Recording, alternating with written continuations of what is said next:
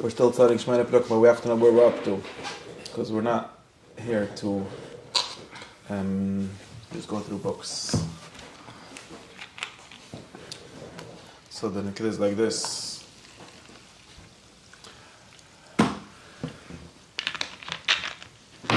You had a different question last week. Well, your question from last week already solved? Which one? Oh. No. I always make Chazur from last week. Otherwise, I don't know where I am. Last week we said that we have two questions. Shmuli's question and your question, which is his question, supposedly. My question? He asked it for you. He's trying to help you. What? Oh. That's how we started. I didn't know. Shmuli wanted to know how to become a good person. Which is like this. Since our Shir has Yisod Sadas, and the Yisod Sadas are that two of them. We'll talk about both of them a little bit. One is that there's such a thing as a good person. Just like there's such a thing as a good everything. Unlike, alright, this is a shit in ethics, it's a certain way of understanding the good, right? Ethics, which is the study of goodness, supposed to be at least, has many different shittas, right? What are they? I know four that I have to be worried about all the time. One of them is called mitzvah, doing what Torah says. Called divine command ethics in English. They teach that on Lakewood Yeshiva. You ask them, or they actually frame the question often in a way that already presumes the answer, which is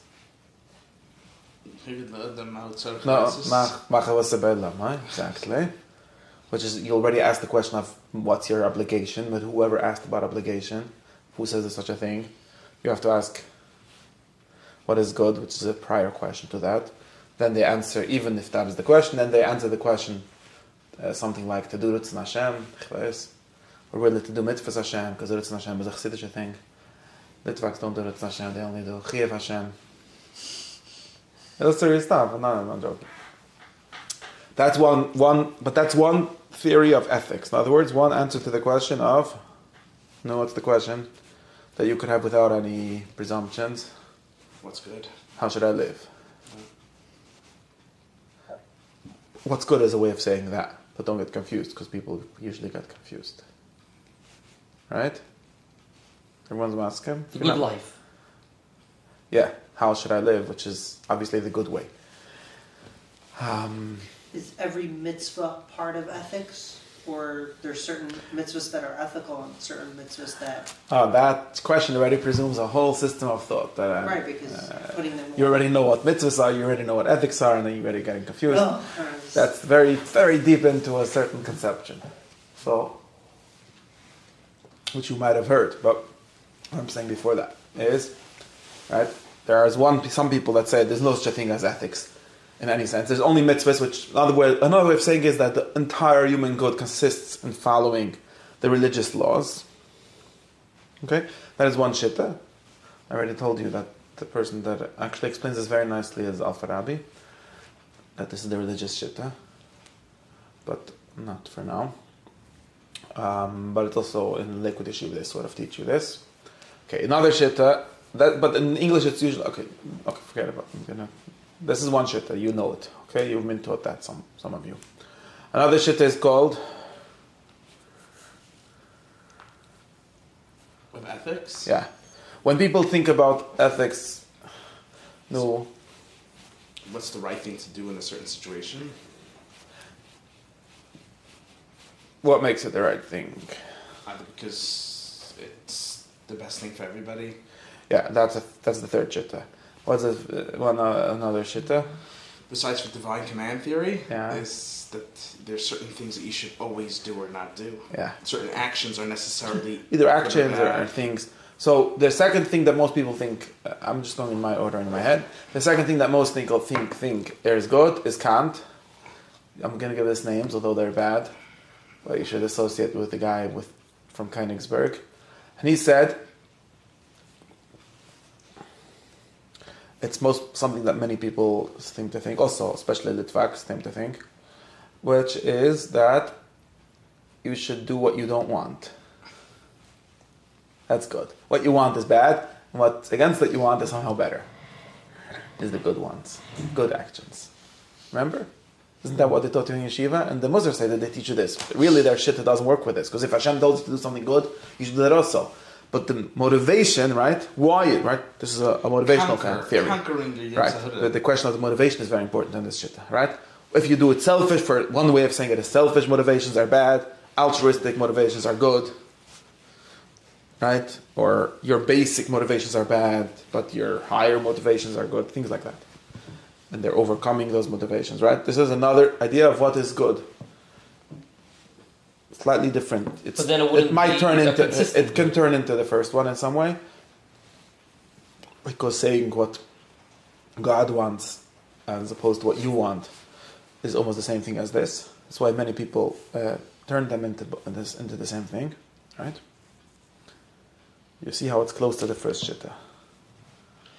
No, but then there isn't a just a general good. Then there's like for every single person, there's different things. There isn't a good for anyone. Good is doing what you don't like.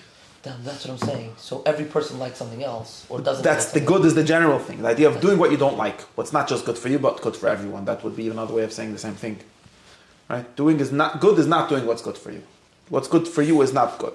What's good is to do things that are not good for you. So, they're good for Hashem. They're good for the klal. They're good because they're against, by being against what you want and so on. Right, but the result could be the exact opposite for two separate people, right? So how does that work? No, I don't think so. Why? Because we get into other points. I don't think the shit is really that the good is to not do. That the good is to not do dafka going against. That's not the point. But there's something in the going against that is good. It doesn't, it's sacrificial. In different ways. Yes, exactly. That doesn't mean that anyone should do whatever and once you want to do something good, then you should also do it against it. It makes no sense. But that's not really what someone thinks. It's just an idea. Meaning that in principle, the concept of being good rests in self-denial. It's in not quote unquote succumbing or everyone should mean of a third. For example, there's 1,000 different ways of doing this, and this is not the place where we're going through it. I'm just pointing to how do you call it? To different ways, entirely different ways in which people think of it. So you should understand where I am, but I'm not here to get into this. And if you haven't heard of it, you should read some introduction to ethics, so you should know what I'm talking about, or at least place what I'm saying. But it's not the real work that I want to do. It's just trying to place myself. Okay. On third shit, the idea is that it doesn't have to be you don't have a specific good. That's another important way of saying it. There isn't anything that's good for you. Good for you is doing not good for you. Okay. You could say good for the klal, or good for Hashem, or good because it's not good for you. Whatever it is, but it's not good for you. Okay, that's another shit. A third shitta is what Shmuley said, which is known as... Who's the guy that made up that shitta? The third one? Yeah. The utilitarianism? Yeah. Stuart Mill, right? Exactly. A guy named John Stuart Mill, who invented a shitta called utilitarianism, which is what most people in... Secular America believe, not secular America, right? Yeah. Meaning not religious and secular. It's what Sam Harris believes, not what anyone else believes. I mean, anyone else in the sense of people with layered. Normal people don't actually believe this, but in some sense, but it's very clearly the dominant understanding of a certain subsect of people that have influence over us. And this is called that good means what makes me feel good, just to be clear. Good means what makes me feel good, and therefore if there's something called ethics, it's to make more people feel good. Am I saying it correctly? Yeah. Good is pleasure. And then they call their ethical theory the most good for the most people, or the most utils, the most amount of good. It's not clear, it's kind of most people, and we get into all kind of funny kashas and taritzim about this, but that's a third idea. Okay? Jeder ist lo wie viel Geld. Possible. Didn't the Greeks invent this though? The Greeks invented everything, but we're pretending that later people invented it. There wasn't any Greek person that entirely thought like this or anything like this, but that's another whole, you have to get into the whole list. The Greeks didn't know, if maybe your Mashgiach in Yeshiva told you that the Greeks invented that pleasure is good, but there was no actual Greek that really said that in that way. The person that invented him was, who he said, Jeremy Bentham and John Stuart Mill and people like that. The Greeks were not after pleasure for the most part. Or at least not as ethical theory. Everyone's after pleasure. Not as that's the good. There was Epicurus, of course, who said sort of like that, but didn't think that there's ethics. So he was at least not inconsistent in that way. Okay, or is not there isn't ethics for other. Okay, kids say all What these he was things are more using it to complicated. justify is also different. Yeah, it's very different. Okay, point is, these are the three shittas that you know. Okay? All these shittas are really asking different questions, right? They turn the basic question into a slightly different question, right? Instead of, according to the first one, instead of asking what is a good, you stop asking that question at all. You pretend that wasn't what you asked ever. Just something like, what does God want from me? And it could be based, like, I'm not saying it can connect to a lot of things, I'm just saying the way it's in the pure, assumption in the changes pure the sense. initial question. Yeah. The second shitta also, in some sense, presumes that what is good is not good for me. There is some kind of good that is not good for me. So I'm out of the question, really. Or the more I take myself out of the question, the better I am. Right? The third shitta just assumes that I already know what good is. The question is just how to make more of it. So everything is just math and economics, but there isn't really ethics. Right? Now the fourth shitta is what you should believe. Okay. And it's called in English Virtue ethics. Yeah. Very nice. But in Shnakoidish it's called, yeah, people call it Midat Tova, which is just a translation from English, virtue. But, or from Latin, Greek, whatever. But it's the ethics of People. And it also changes the question, but it's actually the closest to the original question. At least in the way I pretend the original question is, right? Because the Shitta of virtue ethics, which is the Shitta of Aristotle and Plato and the Rambam and the Zohar Kodesh and the Chaim Vital and the Baal Shem Tov and everyone you've ever heard of, besides for a few people that never were born in the wrong century and thought that those thoughts were obvious and basic. Other people also. And it's the Shitta that says that what you want, what is good is... It's good for you. That's a bad way of saying it. It's good as what's good for everything else. Also a bad way of saying it. It says something like this. It's good for you as your own perfection. I mean, whatever. That's the technical... That you should, what's good for you is that you should be good. And good in the simple sense of the word, right? Not in a disconnected sense. And also not in the sense of pleasure, which we have to understand why not pleasure. But we're doing everything again and again and again. Anyways. But in the sense of well, right? That the good means the same as well. In other words, you should ask the question of what kind of life should I live, which turns out to be the same question as what is a good person, right? As which life will have been lived well. By the criteria of that life itself, of that thing itself. Just like, in the sense, I like to talk about cars for some reason, okay? A good car is one that cars well. Car is a verb, right? Drives well, or whatever else cars are for, or cars should be doing. And the same exact, there's nothing metaphysical or nothing improbable, it's basically the question, right? If you're looking for a good car, you're looking for one that fulfills the car, idea of car, what a car is for. In a good way. Well. And that's why I say well is the same as good. And the same exact thing is what you should be looking for when you're looking for a good person. A good person is someone who fulfills the idea of a person well. He persons well. If Yiddish zuk me a mensch. That's the makar that Yiddish is based on Aristotle. And if you'll read the first book of the Ethics, you'll see him trying to get you to this thought at length. And you should read it like 30 times. Otherwise, you won't understand anything. Okay. Stimmt? That's our shit. That's the important thing. That's the idea. That's the concept. The concept of good is a good person is what you're trying to become, what we're looking for, what the ideal is. And the good person, al mishkal, in the same way as a good seltzer bottle, or a good car, or a good cow. Of course, this presumes that there is such a thing as a good person in an objective way, right? Because you'll realize that all the other shittas are subjective. Subjective in the sense that, well, subjective is a bad word. My shit has been subjective because it's about the subject. But subjective in the sense that they vary by taste make and interest. Man the measure of things, like Protagoras liked to say. Man is the measure of all things, right? What is the good? What is good according to the utilitarians? Whatever you like. Which basically is another way of saying there isn't anything good. It's whatever you like. The word good doesn't have any meaning. What is the good according to... Well, the other shittas are trying very hard to be objective, that's the truth.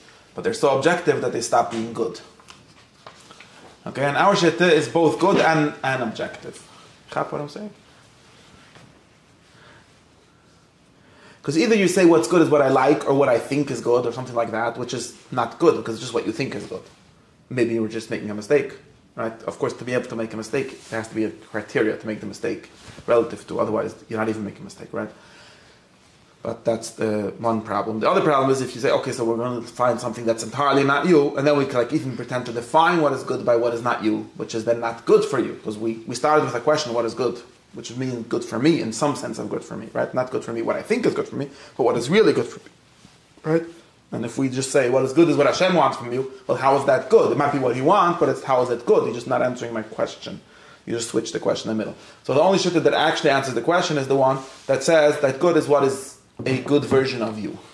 Okay, that's the theory, and it's a little bit abstract. Now, you already know the theory.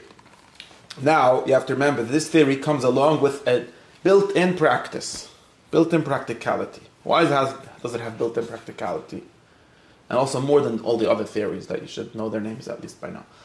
Because this shitta says like this, instead of, when you want to know what to do or what to live or how to be, instead of finding the first shitta says, learn Shulchan Aruch, right? Get the list of stuff that you should do. The second shitta says, learn some other version of Shulchan Aruch.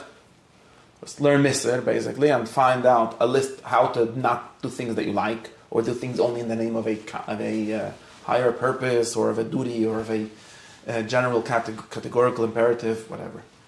Right? The third shitta tells you do math. Go to, what's it called, that website, givewell.org, and find out how to do the most amount of good for the least amount of money for the most amount of people. There's a literal $1 billion funded foundation that's doing this. Billions of dollars. And it turns out that one of the guys thought that the best way to do that is to steal a bunch of crypto from everyone and give it to tzedakah. Because Lamasa, how much pain do you cause? A little bit. And how much oinig do you create? A lot more. So it's worth it, right? Problem is that you get caught. You thought he was not going to get caught, but it's a risk. And life is all about taking risks. And how you have to also count the risk of getting caught versus the risk of not getting caught. And it turns out that he was right, according to that cheshbon. According to one of the versions of the cheshbon. You know who I'm talking about, right? Oh, Baker Fried. Right? Yeah, exactly. And this is actually what happened, and then I'm making any of it up. Of course, maybe it's just Hamagana from the Yetzirah, but all these three shittas, they're not good as the Yetzirah, you chap. They didn't start talking about the Yetzirah yet, right? They didn't talk about the person. They just gave you these theories of how to find out what is the best. And you'll notice that my shit is the only one that starts off by recognizing the Yetzirah. Why? Why not the second one? Why not Kant's thingy? Because his Yetzirah is theoretical. He's not he's not fixing it. He doesn't even clear. He's not trying to talk to him to his Yetzirah. He's just against him. You mean you're working with? He's not I'm not saying working with. Well, in some sense I'm working with, but he's not being metapel with it. He's not being good as the fact that we're such messed up creatures that when we try to become good Kantians, we might become Nazis because we're so against doing what's our nature, and maybe it's our nature to have Rachmanis on Yidden, and that's it. Or the best thing is to kill all of them because that's what Feichel tells us, and it's kind of... You know that this is an actual thought that people had? Another thing that I didn't make up. True story, right? And Kant doesn't even have one footnote in any of his books to talk about such a kind of problem. Because it's not the kind of problems that his kind of thought leads you to think about, although they of course exist. When a philosopher, Levinas, he said he was in the concentration camps, and he said that he met the last Kantian in Germany. It was a dog. Thinks that dog could never... The kid said, so these are all problems. Now, my Shitta says like this. This is what I will explain. Since I say, we say that what is good is like this. Instead of talking about like let's figure out some theory from the Shulchan Aruch or some theory that came out of someone's head or someone's other parts, you should do like this. You should have an idea. Like let's talk first about having an idea of what an ideal person or an ideal life would be, and then figure out how to move towards that. Right? This is why it's the most humanistic shit in the end of the day. In the beginning of the day. How can you figure it out? Now you're asking theoretical kashas. You see? My shitta almost tries to get out of all this, how do you figure it out? You figure it out by just the way you figure out everything else. Like a good car, you see some cars drive well and some cars don't drive well. No, but the car and a never good person, figures out the you car. see that some people, you could see Baruch Hashem, people, and we could see that some cars drive well. We could see that some people well. We get taught this by education, we don't find it out. If you didn't have a good education, you're stuck for life. That's what Aristotle says, not me. Because you have to see it. It can't be proven. It doesn't even pretend So that it it can can only be proven. be I can't seen prove it to you. not through me. Well, by being taught ideals, by being No, I told mean I stories can and so only on. see something out of myself in order I to don't realize know for about myself. I'm not sure why it has to be out of yourself. It could be in yourself. I don't care where. You're going to see it almost with your eyes. You can't really see the good car with your eyes either, because your eyes are just seeing red and blue and maybe movement, maybe not even movement. But you almost see with your eyes what a good car is. And the same way, you could almost see with your eyes what a good person is. How you see it? By being taught that. It's like circular. Yes, it's circular, just like all the good things. It's not here. We're not here to this shitta. We're not by any of my shirim yet. This shitta, it doesn't pretend that it can tell a bad person that it has to become good. This is why I'm telling you. It starts off by recognizing the problems, the kind of thing that a human being is. The other shit is they have this really weird and unrealistic fantasy. We're going to be want me to prove ethics, right? Another word, you know what another word for that is? You think that there's an argument that could make a bad person into a good person, right? First, bad becycle, right? We could make him think that what is really good is good. There's an argument. Something called a bad person. Someone's a bad person. He thinks bad person means his life is organized around pleasure. He's a bad person. And you have an argument to make him into a good person. You're going to give him a svura that's going to make his life organized around doing mitzvahs instead of around pleasure. That's what you're saying. And think about what you're saying. That it's absurd. It never happened. Of course, because this never works, people come up with all these weird theories called Mechshalt Alev and all kind of nonsense like that. But you'll realize that this is almost impossible. That doesn't work. Because the problem that this person has is that he didn't see a good person. Not that he doesn't know. You can't, that there aren't good enough proofs. Maybe there are, maybe there aren't. But it's obviously we're dealing with a much more basic problem than not having heard the proof that this is better or that's better. And proofs always are based on experience, or at least all human proofs.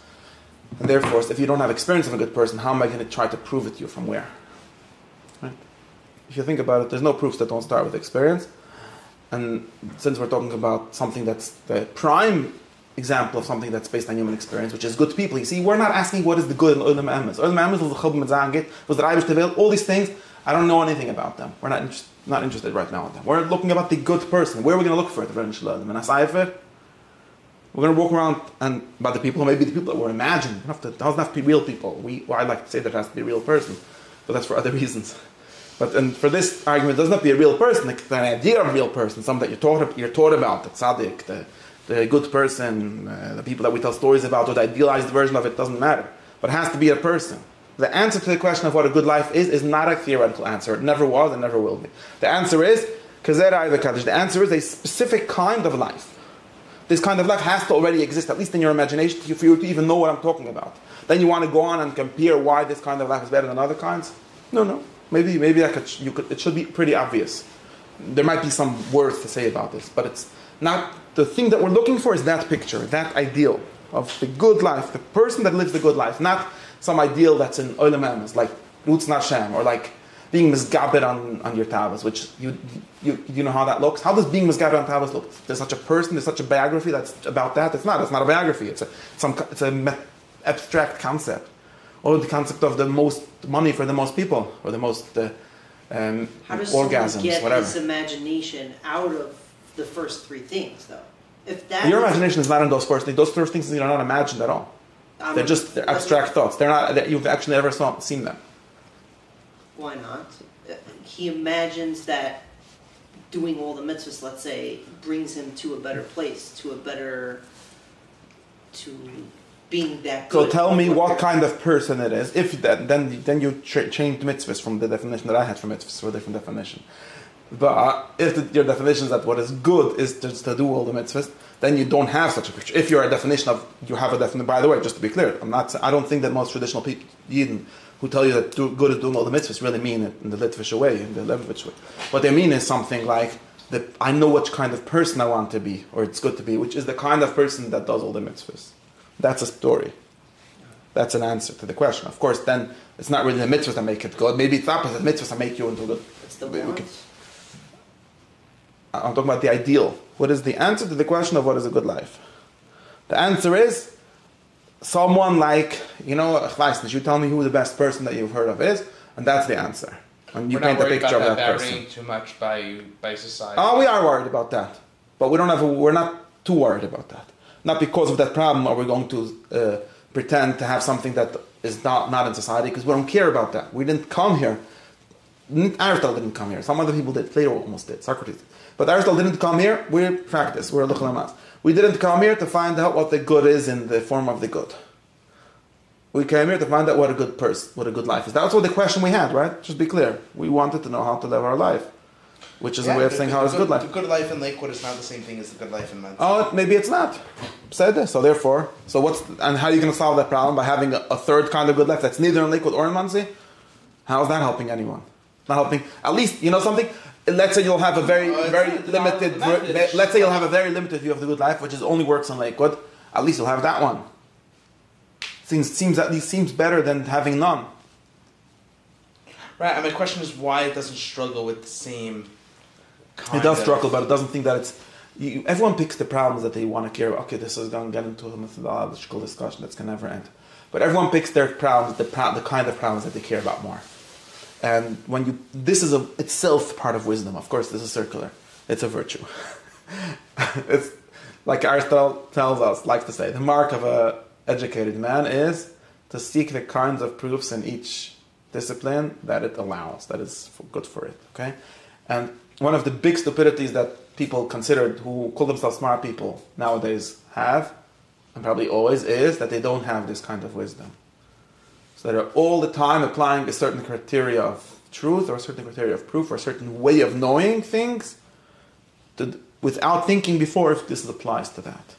Okay, like the basic example is the autistic guy who decided that in order to get married he's going to make a spreadsheet of how many women there are in his city and how many chances he has of meeting each and how many variables there are that each person varies on, and he made a whole shtickle Torah to find out who's the woman that he should try to date, and then they have to also be Meshiga enough to understand this Excel sheet. And Bekitze, that is a very good example. Now, Excel sheets are a great way to make certain decisions. Not the Vietnam War, and also not a lot of other things, but for accounting, it's good. You know what happened in the Vietnam War, right? You got to learn some basic anti-rationality. You saw this. So there was a Yid, a guy named Robert McNamara. Robert McNamara was Kennedy's and before Secretary of Defense. Okay, and he was the genius. He was the leader of the architect of the Vietnam War, and he figured out that you could do everything with Excel sheets. In those days, it wasn't even called Excel yet; it was something else, but spreadsheets. Ledgers, no? No, basically spreadsheets. So, and he had a cheshbon, and this is one of the things I remember, and this is one of the reasons why the United States didn't win the war, or gave up on it. So he had a cheshbon that went like this: if we kill such and such amount of soldiers on the other side, then obviously they're going to be losing, and there's a function that shows us how many we have to kill exactly to know that we're winning, and they'll shine. And every day he counted how many weapons we have and how many this and how many that. And that's how he ran everything.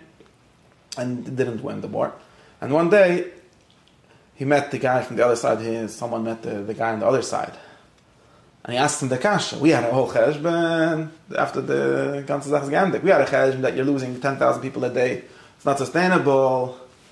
What's your teretz to my kasha? How did you that? It's a good svur. It wasn't based on stam. They said, we were not counting.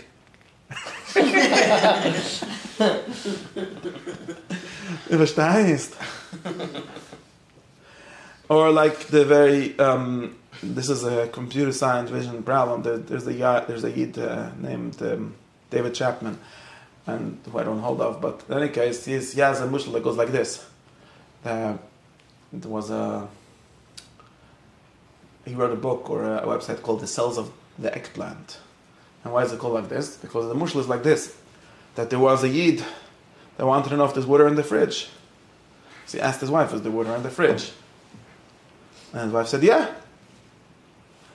And he goes to the fridge, and there's no water. So he asked her, why did you lie to me? He said, I didn't lie to you, there was water. So he goes back to the fridge, and there's no water. The kid said, he tries to find out what's going on. And his wife is a true scientist who always says the truth. She never lies. That's the why did you tell me there's water? He said, look in the fridge. And he opens the fridge, and there's a big eggplant in the fridge. And he said, see, there's water. Where's the water? In the cells of the eggplant. Didn't you know that the vegetables are made out of like water? So I answered your question, but the kid said the nimshal of all these things is that, well, there's a nimshal, a epistemological nimshal, but now we're talking about the virtue of wisdom. You need to know which kind of analysis to apply to a situation. And being a really smart guy that knows that there's water in the eggplant is absolutely useless, because that's not why you asked the question. In other words, this is not the kind of question to which you should apply this kind of analysis, right? If it would be a chemist or someone that has to figure out maybe, I don't know, even how much to heat the fridge or something, you might want to know how much water there's in the eggplant. But since the husband is thirsty and wanted to drink water, he didn't want to know if there's water in the eggplant, and he wanted to know if there's a bottle of water. Make sense? Nimshal from them is... What's the nimshal? That if you want, I'm going to give you my mushal. That if you want to know if there's a God, and if you gave the Torah, and all tzaddik gave the Torah, was it Torah b'ksav, Torah b'pen, all tzaddik was Torah b'ksav, Torah b'pen, was it the Rambam's version or the Rashba's version, all tzaddik was the Rashba's version, was it the Chassidish Pshat or the Litvish Pshat, all tzaddik that, was it the Rabban or his Malay, all tzaddik was that, was it his son, that son. The kid said, you have to find out all of this before you eat your children Shabbos morning, because if not, the whole thing is a lie, and I was taught a lie, and I should go become OTD. And your problem is that you're applying the wrong kind of knowledge, the wrong kind of question.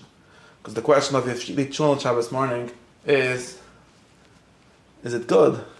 And if the chulent is good, is it good physically? Is it good emotionally? Is it good spiritually? Is it good all kinds of things? Then you should eat it.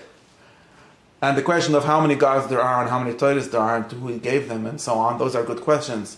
But they are definitely the wrong level when you ask the question of which I should continue eating cholent. Stimmt? And I've met so many people who live their whole life is based on that mistake. That they for some reason thought I get calls sometimes. Like, tell me if there's God. Okay, läuft zum Mincha, that's the side story. You want to find out? All right, come out, sit down, we'll learn. I don't know. Right? Why am I saying all of this? It's the same. It's the same thing, or even more. You saw this when we're talking about ethics. Okay. You want to, before you're going to become a good person, you have to find out, do you have a rai that's, maybe it's not true, maybe there's nothing to tell us that it's better to be a good person than to have just chase pleasure, and therefore we should be wireheading, right? We should all take drugs all the time, and to feel high, which seems to be the most amount of pleasure and shine. And do you have a proof that that's wrong? Nobody has a proof. Maybe someone does, but that's not the point. Right? And my point is that this seems to be the wrong level kind of thought applied to the wrong kind of question. And how do we know that? Good question. It's circular. I don't have an answer for you. Maybe there is an answer. I'm not saying there might be some kind of meta theory that explains this question, this answer also. But even before that theory, it should be pretty obvious that it's the wrong kind of question. Because you should try to be samach b'chelka. Samach b'chelka means that if I ask, my question was, how should I live my life? And you have an answer that answers you how you live your life, and you make sure that it answers that question, Don't get confused by answers that actually switch and bait and switch and answer a different question instead. That's the only thing that I tell you. That goes back to my class last week. Just listen to that question and the answer. Did it answer your question? Maybe most answers that you get don't actually answer your question. That's why you should come to my class. You should find out if it answers the question. But not because we're going to prove to you in some level of proof that only is good for other things. Right? And some people have this ideal, everything should be absolute, right? Because if it says in the Torah that tefillin should be square, and now we invented a micron measuring tape, so it means that if it's a micron off, it's not square, no typish. Not because of some chachma that the Torah meint little and no, because objectively. You see, I'm very against all these people. I'm getting off topic. You don't have, the Torah is not subjective, it's objective. It has to be objectively square. But when we say square, we don't mean the micron level. Now you ask me, which level do you mean? I don't know. Then you have a good question. I might have to answer. I'm going to answer to you. Okay? Up to the centimeter or not up to the micron? Now the answer. Who told me? I made it up. But you're just applying, there's no absolute, because you can go even further down and find out that one's also not square. Right?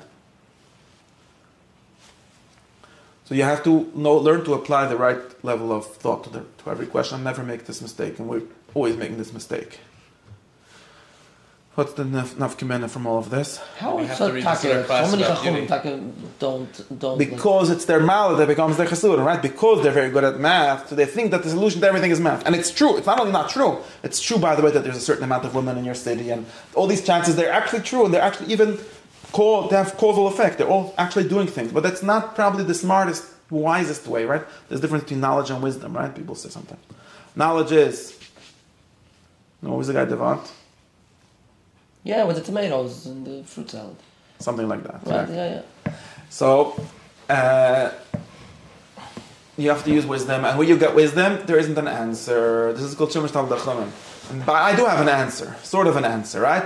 My answer is that instead of looking for the clearest definition of what good is, which the more clear it is, it ends up being less relevant and less useful, and therefore also not true, because it didn't answer your question. It ends up being a bait and switch. Because I asked you about how can I have a better life, and you answered me about Har Sinai, which got nothing to do with better life.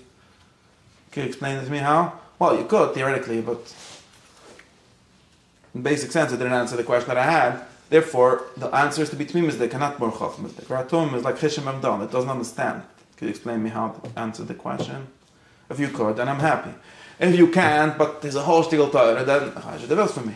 Understand? That's why my shit of philosophy is becoming more dumb, not becoming more smart. Becoming more honest, maybe, or more noticing. Maybe also, you have to find out what your question actually was. You probably, the way you asked the question is also confused because of all these things. Okay, this is all the answer to why. And I actually think that this is just, that's why I'm saying this is a theoretical answer, and there's a way to make it theoretical. I'm not here to make litzunas of it. It actually theoretically works very well, that the good of each thing is precisely the ideal version of that thing. It's basically how we understand naturally the good of anything, and there's no reason why it shouldn't apply to human being. Of course, it's hard, we discussed this at length, it's hard to find out what is a good human being. Why? Because? Why, Shmuley? Why is it hard to find out what a good human being is? Because ideas of what a good human being is vary by place and because there's too many of them. location. Yeah, because there are too many more kinds of human beings than there are most other things, or more kinds of lives, and they're very more different from each other than everything else, right? Even than cats. Most of the time, all cats basically do the same thing. So therefore, it's pretty easy to answer the question of what a healthy cat is. But there's very different kinds of ideas of what a healthy human being is. So it's harder to answer the question. That's true. It's harder. But the kind of question we're going to still answer is the same kind of question as the cat question. And if we have that kind of answer, we at least have an answer. And which means that the answer is always going to be a story or a picture or a vision, maybe it's someone that you know or heard of, that is that person. I didn't understand now what you're saying because there's many variants of human beings. I'm not happy. There's tailors, there's bakers, right? There's many lives. But I thought, Fakate, you don't care about right? And the other shit you said you don't care really if there's how many people, right? If there is such a person, it's the ideal person. I said that there's too many kinds. You want to find out which kind of life. There's a bunch of kinds of lives. You could have an intellectual life. You could have a life of passion. You could have a life of money making. You could have a life of honor. These Fine, are but ethical how ideas. That's to be relative to clear. These are ideas of what a good life is, according to my definition of the question they were asking. Right? Who is a good person? Me, Yitzchok, who is it? David HaMelech asked my question. Who is it? Well, according to David HaMelech, it's someone who doesn't say Lashon Hara and so on. But according to someone else, it's someone who has a lot of money. That's the ideal person. And according to someone else, not according to someone else, these people are actually enacting these different lives, right? It's the one who has the most power. According to someone else, it's the one who has the most pleasure. These are very different ideals of what you're looking for. And just to be clear, also in the Medrash is all these kinds of people. Because some people are davening because they think it gives them pleasure, and some because they think that it gives them COVID, and so on, right? That's another reason why doing mitzvahs doesn't sound like a problem at all. Because you could do mitzvahs for all these reasons. Right? So that's why it's harder to find out. Besides that, I'm just telling you what the kind of question is and why. Number one, then I'll back to my my discussion. Therefore,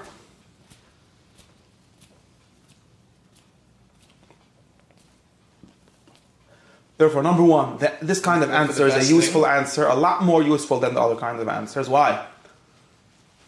Why is it already useful? Just the knowledge of it. Unlike the other kind of answers whose knowledge is absolutely useless and therefore they end up with Misil Shurim Agdomas that say you have to chazir it and all kind of things. No. Why is my kind of answer actually immediately useful? It starts to make you that. Why? It answers the question. Besides that's an intellectual answer, but the practical Gives answer. you where to look. What? Gives you where to look. And therefore? You can find It examples. actually makes you that way. Because you'll remember that human beings are actually everything in the world. The way things become what they should be is by how does an arrow hit its target? By having where to aim. By something called aiming. Right? And how do trees grow into big trees? By something called aiming, which is what it means to be a tree, which is called the final clause, but I'm not giving you any of that now. Right?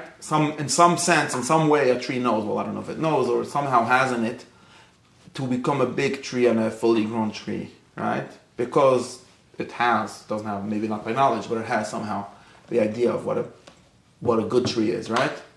And the same exact way is how humans grow into full, good, perfect humans. By aiming at it. And since humans do, to a large extent, work through knowledge, in other words, in some sense you're going to be aiming at it, and maybe in some physical senses, by nature.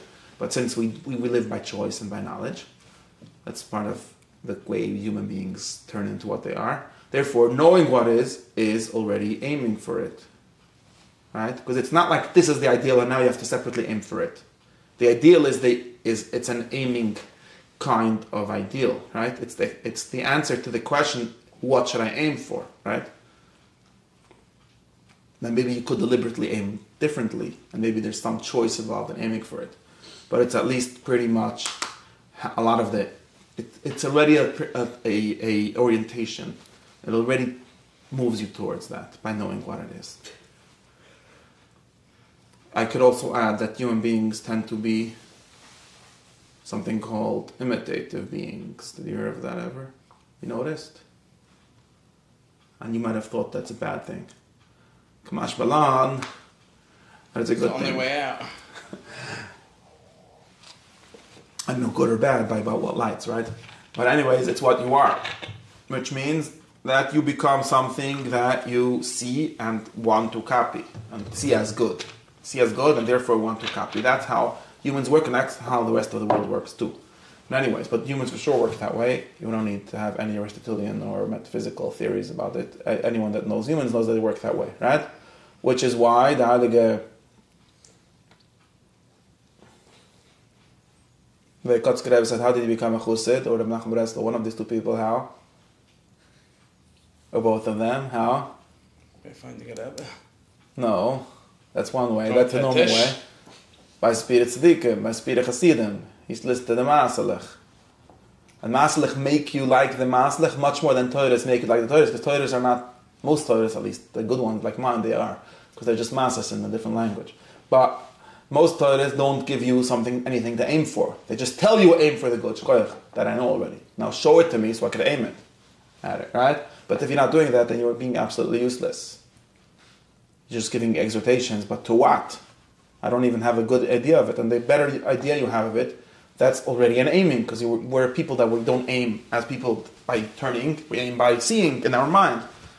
Therefore, having that picture is already most of the work. Not all of it, but most of it. Not a good answer. What? Why is a guy tells you shake leader? Just do it. Okay, so I think you tell. Answer yourself that question.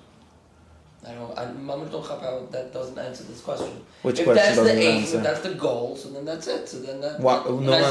Why? Which? No. And Which question did I say it doesn't answer? The better person question. And why not? Because maybe that's the way to be a better person. I told you.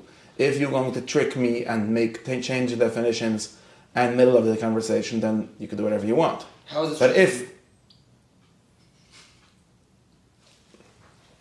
no, look, what was our question? How to become a better person? And your answer is? Do mitzvahs. Is that? How? Could you explain me the connection with these two sentences? Yes. By doing this, you become a better person. Thank you very much. I might as well just say jumping jack, because by that you become a good person. You didn't say anything. I mean, when you say it's exactly as much as when you say that you should copy that person that you have in your mind. It's No, what? No, I totally don't follow. I didn't say that a good person means copying a good. I didn't say that the meaning of the word good person is someone that copies a good person, right? Is that what I said? You said you can see a good person. Yes. Right. A good person is the question of which kind of person is good or which stage of person is good. And the answer is this one. So that precisely answers the question. Which person is good? That one. Okay, that one that does a lot of mitzvahs. Again, why are you adding things? I don't know why. What's come to mitzvahs? Okay, the idea of mitzvahs has nothing to do with the idea of a good person. How does that guy become a good person? In my mind, right? When I want to aim for something, right? Or someone's way of being. How do I know that that's the way to be good? I already told you. You don't know. Did I say that we know? That we have proof? So then Since there's all kinds of people with all kinds of lives, we're not here. We right here are not discussing how we know which one is the better one. We did discuss that in like a different time, but this is not what we're doing right now. We're just discussing what kind of answer you have to give to the question, not what is the answer. And the answer is a specific life of a person. That's the kind of answer. Now, if you wanted one of the kind of lives is doing mitzvahs, so no problem. I didn't say anything again about the impossibility of that. Do you realize? But you realize what you just did now is one of the very tricky and evil things, not evil, things that people keep on doing, which is that they accept my definition and then they don't realize that before we had a different definition and they just sneak it in like that. Because before, when we were discussing someone that doesn't ask even the question of what is a good life, he asks a different question of what I have to do, and the answer is you have to do mitzvahs. That actually answers the question, but that's not the question I asked. It's not the same question of what is a good life, and it's not clear why I should even have to do anything. Right? Where did that even start? Why did we get to that question? Right? Therefore, I say that the question is, what is kind of life should I live? And the answer is a certain kind of life. That's all. Now, which kind of life? I have a list of 13 different ones. I didn't tell you how to know which. I just told you that it has to be one of them. And if I show you one of them, then I actually answered the question. If I answered a different question, I said, the good life doesn't mean a certain kind of life. It means doing all the mitzvahs of Hashem. Then I didn't answer the question. If you just did this trick that you just did and add to the words doing the mitzvahs of Hashem a kind of life which consists of doing the mitzvahs of Hashem, then you just accepted what I said and pretended to argue with me for no reason by not copying what's going on. Make sense? Macht sense? The idea of doing mitzvahs has nothing to do with the kind of life. The real Yitzchok that say you have to do mitzvahs, they don't care about what kind of life you have. They're not talking about creating a certain kind of life by doing mitzvahs.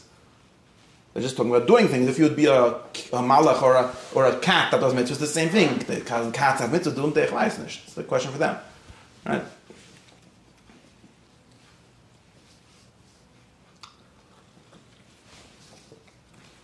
there's actually such a kind of person. The Rambam didn't think of it mostly, but there is a kind of person who is just the kind of person that does what he has to do. And you tell me if that's a good kind of person. I don't know. I don't like them, but it's my opinion.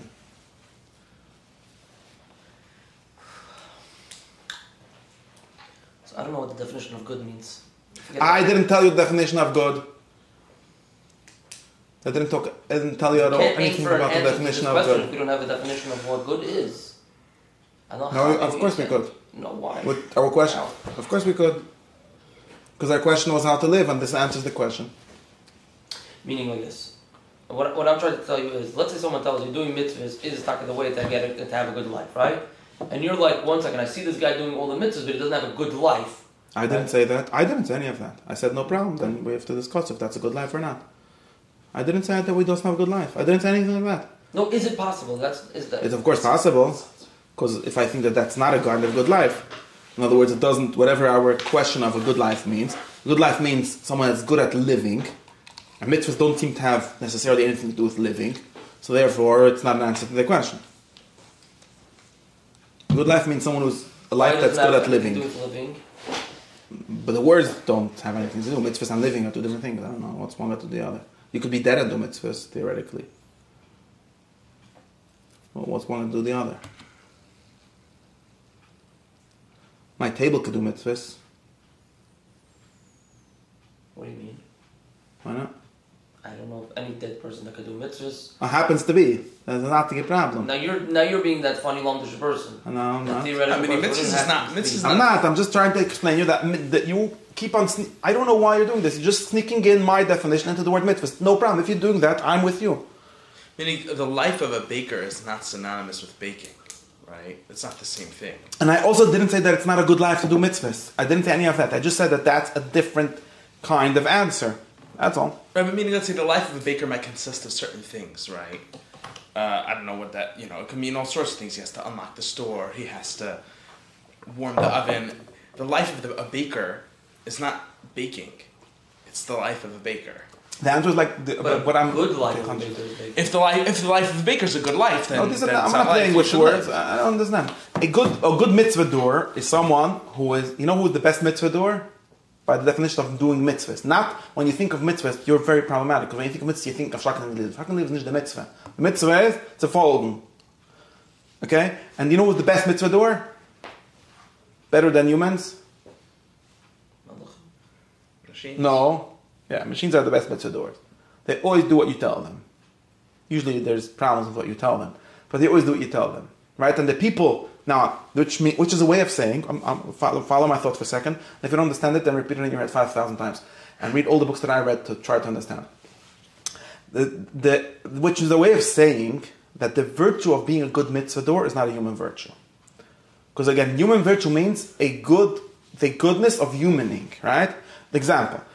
A virtue of a knife is that it cuts, okay? A knife that doesn't do cuts, it does shiyah, drisa, grima, chalida, whatever those things that are not shchita are, okay, is not a good knife. Why is it not a good knife? It's it's a very strong piece of metal. It can knock your head off. It can even make you dead. That's not the problem. What we're looking at, cut. And cut is nicht. Stimmt?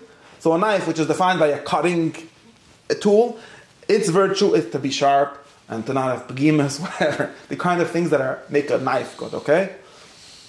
Now, in the same exact way, the kind of things that make a human good are humanly good things. What really have to find out is what a human is, not what good is, just to be clear, right? If we'll know what a human is, we'll immediately know what good things are. Now, we discussed many times different ideas how we could find out what a human is or what kind of things are humanly good. But one obvious thing that is not a humanly good thing is folding.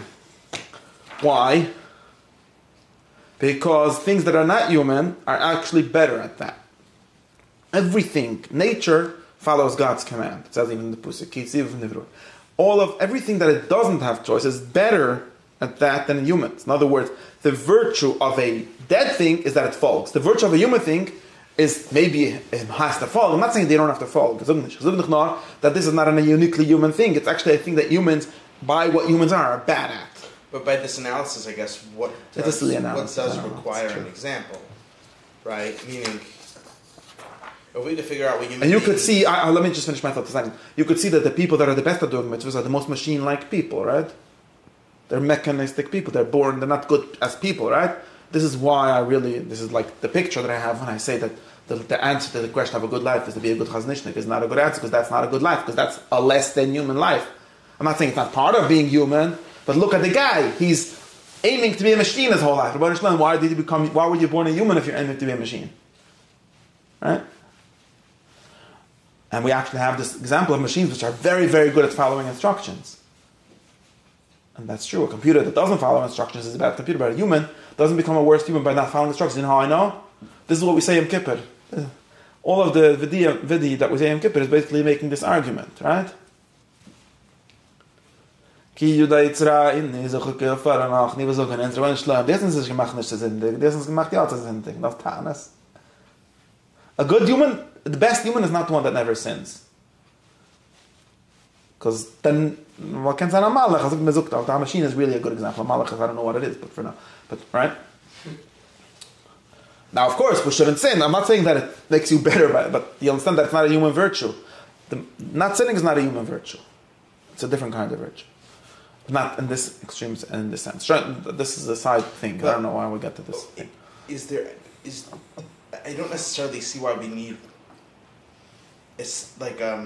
good examples of humans. We just need frequent examples, right? Because we're looking for what humans do, or even if we have to find out what they do best, we have to find someone who does it. Well, we could have I didn't say that it has to be a live person. It would help, because it's hard to imagine things, or you don't really imagine them to be something that could exist, right? It's easy to imagine things in a way that they can't exist, but it's harder to imagine them as actually existing. Like the ontological argument, right? Mm-hmm. And since we're trying to actually have the good human exist, then a theoretical construct doesn't really help me out at all, because it doesn't show me what kind of human would it be good to be. It shows me wood in a different sense of wood, right? I didn't say that the only. Shows me wood as like as what would be the best organizationally, but there's actually not by tactic. No, it shows me what not for a human, right? It doesn't offer a better. In other words, if you tell me, let's say someone says the virtue of a human is that he runs quickly, okay? Actually, that's not a human virtue, because cheetahs run quicker than humans, and like half of the animal kingdom runs quicker than humans. But you know what humans do better than animals? Sewing. And running? No. What specifically? Oh, specifically? Spiders so better than humans. Specifically to running. Running on two legs. That's true. Backwards. Some animals can do it, but not for a long time. Running backwards. If a human has a race with an animal, how can he win it? With an animal that runs quicker than him? No. If a human being is raced with a car, with a shotgun, a lot of ideas. Those are good ideas. But let's say you live in some hunter-gatherer society where they don't have any of those stuff. Fine. So how do you ever hunt animals that are quicker than you? Trap them. Okay, use your mind. A good idea. What other ideas? I'm thinking about a human running kind of thing. I don't know why I get to this. Ask ChatGPT, nobody's going to tell you. Don't say climbing. That's not running. By the way, most animals are better at climbing than humans too. Some of them don't say climbing. The answer is endurance hunting. The answer is running for a long time. Most animals can't run for a long time. And a human being could, doing the correct exercise, run for like hours. And one of the ancient tricks of hunting, literally things that run 50 miles an hour, is to just keep on running. You have to make sure to follow him. So they had tricks to figure out where he's going to go. And he's going to be 10 miles further, and 5 miles later he'll be there. And you do that for a day, and then the thing just collapses dead. Because they can't run for a long time. Something that humans do better in physical exercise better than all animals is marathons. Basically, no animal can run marathons, or most of them can't. I don't know. No. Why am I saying any of this? So you should know. I don't know, because I read it in the internet or something. But the point of it is, any of this is, and there's actually tribes that practice endurance hunting. They catch things. Oh, I've seen that. I think they can run You've for seen in the National hours Geographic and hours. stuff. Yeah, you don't have to run very quickly. You just have to run longer. Why is this? So that would be a human. Where did I get to this? About being human over. Right. So if someone tells you that this, so very good. So now, if someone tells you, very good, I showed you on the video that this can be done. Of course, you need to train for that too. So you can do it, so now you know how to have a specific human kind of running that is a human virtue, or human advantage at least over other animals. Okay? So now you know about it. But if I would tell you something else, since humans are good at running, or relative have some advantage in running, so you know what would be an ideal human? Something that runs at Mach 10. Why not? Seems like it would be better, right? The faster you are, the better you go, right? The better you are, right? So since you're interested in constructing ideals that we should aim at, a human being that runs 10 times the speed of sound was wrong. Why is that entirely unhelpful? The answer is because it's easy to imagine. Could you imagine someone running that quickly? He'll make a sonic boom, man. Could you imagine? I don't know. It seems like you can imagine. I'm sure there's some sci-fi somewhere that already imagined it. You figure out the implications. Say, you'll definitely be able to make a decision very quickly. But that's it. We would explode. You would explode? 100%. Now you're having technical problems. These are things that we could solve, right? Yeah. In our imagination, we could solve them. So, the point is something else. Yeah, you'll have difficulty breathing. You'll have a lot of problems. We can solve those problems. Now, but my point is not that. My point is that constructing extreme ideals, which seem very good as ideals, are absolutely useless because they're not human ideals again. Not even they pretend to be theoretically human ideals, and you could say, well, I might not run at the speed of sound, but at least I can run quicker. It's nothing. It's absolutely useless because it's not a human thing anymore. If I tell you could run 7 miles an hour, then I told you something that might be doable. Right? 7 miles is not even a lot. Whatever. Right? You could run a mile in 6 minutes, or in 3 minutes, or in 4 minutes. Then I'm telling you something that's doable. But if I tell you something that's just an ideal based on like extrapolating words, that's useless. And the same way, if I tell you, it's the ideal human, someone that never had any tavis. That's not a good human. I don't know what it is, but it's totally useless. If you find me a guy that's like that, well, couldn't call the guy never sick. He was born without some things, so it's not interesting. But again, if he's a sort of normal guy, then you show me a good human, then we have a discussion. Or you tell me it was once in history. I don't know. It has to actually exist, or at least be possible to exist, to be relevant as a model. Makes sense? Of course, these are Aristotelian arguments. Plato thinks that the idea of the good is a good model for humans. So, even Plato. saying that something existed in the past, it's not like a real Okay, it's true. Most people don't become like people in the past; they become like people that they actually met. Yeah, I don't know. But anyways, this is why there's actually like metaphysical arguments for why it has to be. I think stories help because it takes a person and it puts him in an environment that can help you understand his humanity. Okay. There's also a metaphysical argument for why you need a real example, and it's because The impressive form. Because only actual things can bring potentiality into actuality. Potential things can't do anything. Okay. Anyways, that's another point. Yeah, but an actual... Yeah, the form of the good is an actual thing, so it's not a problem for that. Yeah. But in the humans have to be actually good, not potentially. Yeah, but the actual perfect human exists in this... Exists where? In Not as a human, and some other kind of thing. But then we get into other problems, like how do those things interact? No, the perfect human exists like the perfect cup exists. Doesn't. In that world. And therefore, okay, let's get back to practicalities. These are toys. Practically, since our basic thought is based on something that gives you something to aim at, it already is useful. Number one. And since, of course, that's not enough, but since we're right away immediately thinking of a human being, and we're immediately thinking of the good as a specific kind of life, we could make the answer a little bit more specific, which is something like this, okay? Let's assume that the best kind of life is the intellectual one, and let's assume that the best intellect is knowing Shas. It's not, but let's assume. Right? Most people go to yeshiva and they think that they want to know Shas, but they don't even want. You know why? It's not an attainable concept. It's definitely attainable. But you know why they don't do it? Many people don't. It's not because they have the thought, the abstract form or idea of someone who finishes Shas, which is not a form of life. It's like someone said, you want to have finished. right? It's not an activity. It's something that happened. You want it to be in the past already, but you can't want things to be in the past, right? You can. It's not even someone says, "I have a roots in the finish," so I just didn't. No, you don't have a roots. You have I don't know what, maybe a wish, which is different than a want, but you don't have a want. Why not? Because wants have to make sense. Did you notice that? Human wants, the ones that we care about, they're ones that have to make sense, which means I don't know how attainable they have to be, but they have to be coherent. In other words, they have to be referring to a human activity. Because human life, now we're going to get into another thing. Human life is activity, it's not a static thing. It's not rest. Unlike what other people think, that the best life is to rest. Another question. But anyway, but even resting is doing something, because unless you're dead, you're doing something. Right? You're doing something called living, which consists of all kinds of movements in your body and in your soul and so on. Right? So, if I told you that you need to have an ideal of a human life, that's really an ideal of human activities. Now I made it even more actual.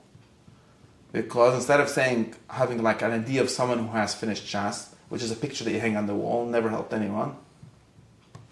Why don't people become tzaddikim from watching pictures of tzaddikim on the wall?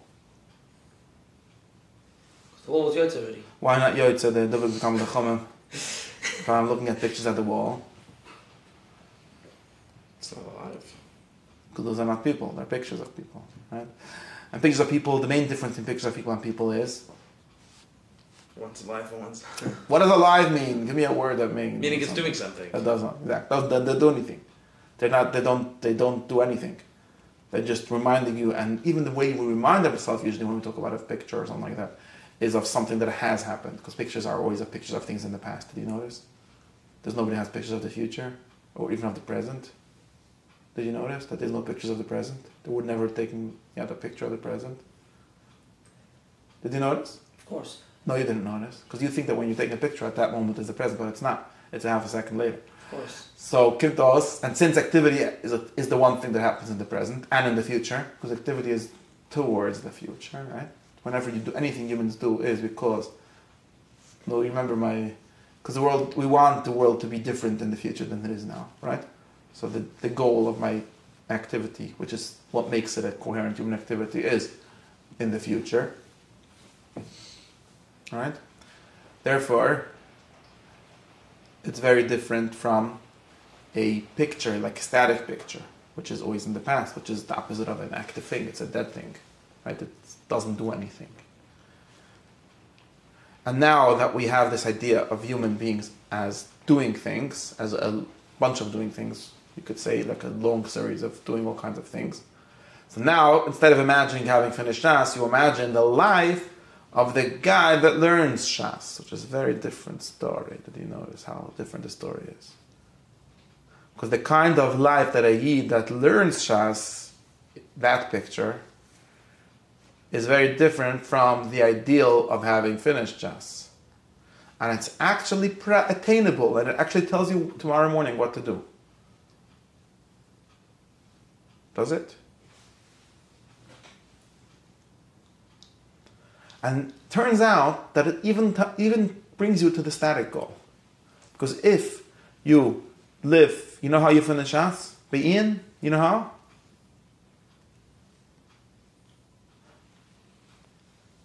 Edible. What? Edible.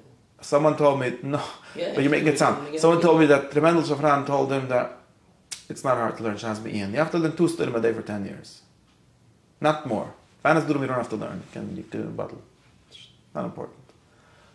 That's all. That's for Balkishan. If you're less Balkish, it takes 20 years. But anyways, then turns out that afterwards you'll already have learned Shas also. So this is actually very actionable kind of thing. And the same way, how does a generous person act? What does it mean to be a generous person? So what if you would be by a different sheet, they would tell you, well, he doesn't care about his money, all kinds of random stuff that has nothing to do with anything. You know how he acts? He gives out a lot of money. Or care, I don't know. Not only about money, right? And then you actually not only have an ideal to aim for, like I want to live like that person, you also have the way to do it. Well, could you immediately do exactly what it's doing? Probably not. But you'll have to figure out how to translate it to where you are. But in any case, you'll at least have a actionable plan of how to become a good person. Right? How to become, I don't know what personality is. Personality is another one of those dead words. It just means the sum total of all the things I do and act. Thank you very much. So you're saying that there's no people that are born, let's say, more of... No, absolutely not. You were not by my machine about this. No, I don't know. I'm at the beginning of the Daya says that there is, so that's what I'm asking you, right? Rambam says the people that are born with is this a sheet in Hilchos Dayas? No, it doesn't say such a thing. I'm bringing it up as a maramukim stam for the discussion. So don't tell me maramukim is not shkoich. There's no such a thing. But that's not taking me because it's another way of. What do you mean? It's a very, very real thing. Actually, yeah, because you could have two brothers that were born in the same place. Oh my gosh! I've had two brothers. Listen to all my shirim that I did about this, and read all the books that I read about this, and think about it for a few years, and you'll find out that I'm right. I don't know, at 10:30 I have to stop. I already started at 9:20 this show. No, the two brothers thing sheed with the twins and the thingy was with the Rutzen. Yeah, it's another version of the same. Something else. The same Michigas. No, it's not. Yeah, it is. Why? There's someone that's a bigger koyas and there's someone that's just calmer. Someone that you could check it 20 times as a child and he's not going to hit back. And there's one kid that you can check him once. I don't know what is relevant to anything. This is not a guy. Where you just said, no, it's not. It's another excuse and it's another way of, instead of... No, you're denying personality. Is that what you're doing? That's what I want to know. Or you're saying no. Slagavka is denying personality. I'm denying it being relevant to anything I said today. I don't know anything else. If you want to talk about other things, then ask you in general. That's the answer. I can't do more than that. You see, I'm gonna try to do the wisdom that I did. I don't have that wisdom. I keep on getting into arguments about things that are not relevant. I deny that it's relevant to this, and if you think that it's relevant, then I'm sure you could figure out yourself how it's not relevant, and to the point that I said. So yeah, that's the answer.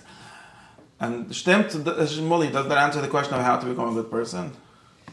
Yeah, partially. At least it explains how our kind of idea of a good person is automatically tells us how. The how is somewhat included in the what. Yeah, but what to observe about this person is still hard to tell, right? Meaning if I made it sound like that. What I'm planning is to go watch that guy. It's a practice also to do, but it's not really entirely what I mean, right? No, but people are not like so statically linear in the sense that of course not. Right, so it's hard to tell. I've seen people who I think are good people, and I can't tell necessarily what it is that they're doing that makes them good. Right. Why do you think they're good people? What's good about them? They do things that I think are good. Okay, so then you don't know the things that they do. Yeah, I know some of the things that they do. I just don't know how I can. The bad things that they do, they're not good. So that's. But I may, for example, see somebody who spends 3 hours a day doing some good human thing, right? And I'm trying to figure out how that might be something to imitate, right? What I didn't realize is that the guy woke up at 4:00 a.m. this morning. And has been preparing for these 3 hours for 12 hours. Okay, no, those are things that we could find out. The things that we can find out. It's just not so simple. Not so simple because you have to go to his house at 4 a.m. and see what he's doing. Go to his house, but in a certain sense, yeah, you have to uncover that. Uncover the fact that there are ways of becoming better, right? Maybe abstaining from certain things beforehand. Yeah, right? 100%. 100%. It's very hard to locate that initial vector, right? There would be a whole science of that. Yeah. There isn't I don't know if there's an initial vector, but there's a whole science of figuring out certain human patterns and how they work, and how they start, and how they end, and where they lead. Yeah. Some novelists are better at this than most philosophers, but yeah. So to me, like what's helpful about stories is that it can illustrate that sometimes a little bit better than living examples, right? Where you might miss what's important about the way this person's living their life. To figure out all these things, of course. Yeah, so my question is answered. Well, it's only answered in a general sense, because if you want to ask a specific the general question, answer I had an idea of. It was more like... If you want to ask a specific question, then you have to tell me what you think is good, and why you think you're not good yet, and where exactly you want to become better. Isn't that? I think I probably spend 5 hours a week doing good things. That's all. That's it. Yeah, it's not more. Nah, Even those good for things, sure, I'm sure could be done better. I mean, I do other good things like eating and walking. No. All the things they do aren't good. What are you saying? Okay. Right? Yeah, I'm saying good, but not as good as they could be, right? Or not as good. You know, I can be doing better things than those good things. Yeah, I have solutions to all these questions. Not solutions. We talk about. Yeah, you could shut it off if you want. But those would become very. Yeah.